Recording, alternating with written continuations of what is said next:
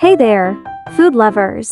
Today, we're going to whip up a scrumptious dish that's sure to tantalize your taste buds: garlic butter shrimp.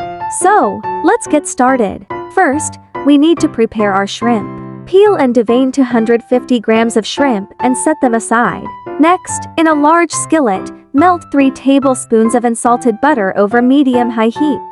Add 3 cloves of minced garlic and saute for about a minute until fragrant. Now, season the shrimp with a half teaspoon of paprika and a pinch of salt and pepper. Toss the shrimp into the skillet and cook for 2 to 3 minutes until they turn pink. To finish off this delectable dish, garnish with fresh parsley and serve with lemon wedges, if desired.